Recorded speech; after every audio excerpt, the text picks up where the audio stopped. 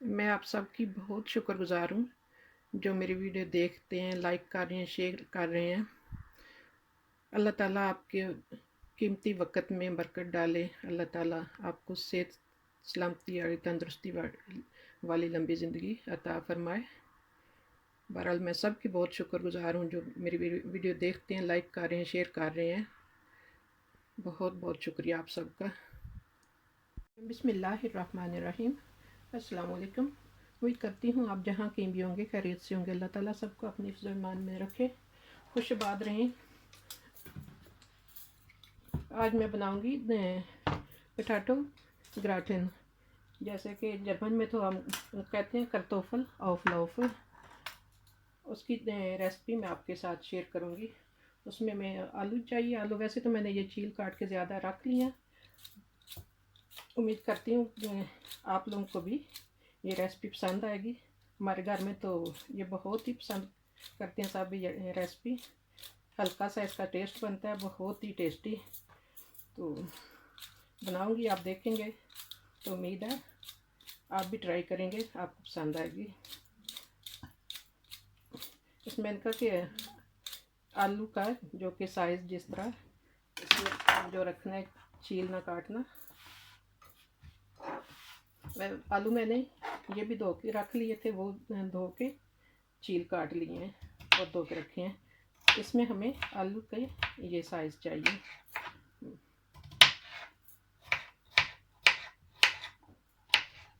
इतने ना ही ज़्यादा मोटे और ना ही ज़्यादा बारीक, इसमें जो आलू हमें चाहिए। और बाकी ये तकरीबन 2 किलो आलू है। एक इसमें हमें चाहिए ये शलाक्सने की डब्बी, जो कि 200 मिलीलीटर की है, व्हिप्ड क्रीम। और 2 किलो आलू में ये ग्राटन करतोफल auflauf, ये जर्मन स्टोर से जो मिलते हैं। 2 में ये पैकेट डालूँगी इसमें। 1 किलो में 1 पैकेट ये काफ़ी होता है। और ये मैंने केज़े कद्दू करके रख ली है। ये तकरीबन 800 ग्राम है। हस्बे ज़रूरत लेंगे हम।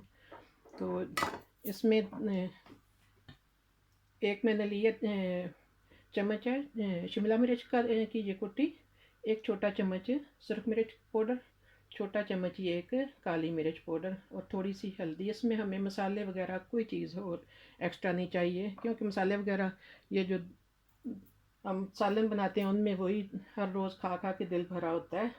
तो इसका बिल्कुल अलग टेस्ट बनेगा, सिर्फ ये 2-3 चीज़ें डलेंगी। अब नेक्स्ट स्टेप की तरफ चलते हैं। अब मैंने आलू में पानी डाल के उबलने के लिए रख दिया। इनमें हमने पानी खुला डालना है कि आलू खुले पानी में अच्छी तरह गल जाए। और साथ इनमें ये बड़े 3 चम्मच नमक है, मैं ये डाल लूँगी। इनमें नमक डालना नहीं भूलना। अगर हम नमक नहीं डालेंगे तो ये अजीब आलू ना फीके से होंगे। तो इनको उबाल के जब उबल जाए तो पानी उतार लेना है। गलाने इतने हैं कि ना ही ज़्यादा नरम हो जो कि ऐसे टूटते मिक्स करने में टूट जाएं, और ना ही ज़्यादा सख्त, नॉर्मल से उबाल लेने, जिस तरह के हम कोई सालन वगैरह बनाते हैं उसमें रखते हैं इस तरह। तो ये 10 मिनट में उबल जाएंगे। अब देख लेते हैं आलू यानी कि गल गए हैं। ये तकरीबन नॉर्मल जितने हमें चाहिए थे इतने गल गए हैं। अब इनका पानी अलग कर लेते हैं। अब आलू अल्हम्दुलिल्लाह उबल गए हैं, उनका मैंने पानी अलग कर लिया है। तो बाकी चीज़ें अब मिक्स कर लेते हैं। अब जे शलाक्स हमने जो कि व्हिप्ड क्रीम, ये मैं शामिल करती हूँ पहले। इसमें ये जो मिर्चें थी और हल्दी ये भी साथ शामिल कर लेते हैं। इसमें जैसे मैंने पहले भी बताया कि और कोई भी मसाले वगैरह मैं तो किसी भी तरह के नहीं इस्तेमाल करती, कि इस तरह एक बिल्कुल अलग सा टेस्ट आएगा कि एक ही तरह के खाने जायका, एक ही जो रोज़ाना चीज़ें एक तरह खाने वो दिल भरा होता है। कभी कभी बंदा चाहता है कोई अलग टेस्ट हो, तो इनका बिल्कुल मुनफरिद टेस्ट होगा। जैसा कि मैंने नमक इसमें नहीं डाला, सिर्फ आलू में मैंने नमक इस्तेमाल किया है। हम जर्मन स्टोर से कोई भी जो मसाले वगैरह लेते हैं इनमें अगर फ़र्ज़ करें ये जो मैंने मिर्चें डाली हैं इतनी और भी हम मिर्चें इस्तेमाल करेंगे तब भी नमक एक्स्ट्रा डालने की ज़रूरत होती। इनमें नमक इतना ज़्यादा होता है कि एक्स्ट्रा नमक की बिल्कुल नहीं ज़रूरत हमें। इसको ऐसे अच्छी तरह मिक्स कर लेती हूँ।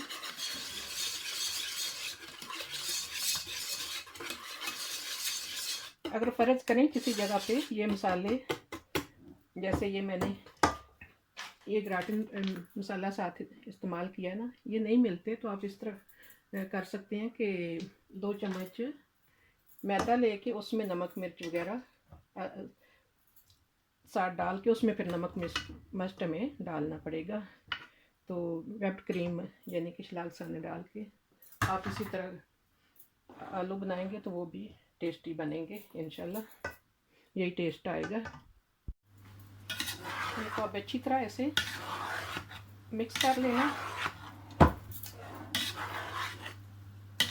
कि हर तरफ ये मसाला जो है आलूओं पे चिमट जाए अच्छी तरह।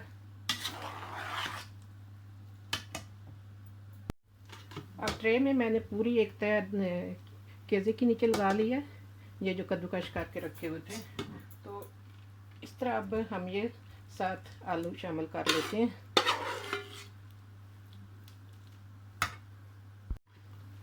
अब आलू इस तरह हर तरफ फैला लिए। अब इनके ऊपर फिर एक इस तरह केज़े की तय लगा लेनी है। तो उम्मीद करती हूँ आपको पसंद आएगा ये नया टेस्ट। तो प्लीज़ अगर पसंद आए तो लाइक शेयर अपनी फैमिली फ्रेंड्स में ज़रूर कीजिएगा।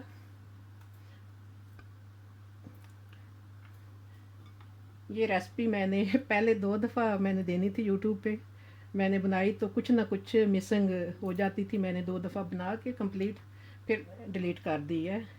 आज मैं तीसरी दफ़ा बना रही हूँ। फिर ये होता है काफ़ी कुछ महीनों से कोशिश कर रही थी कि आपको भी ये टेस्ट चेक कराऊँ।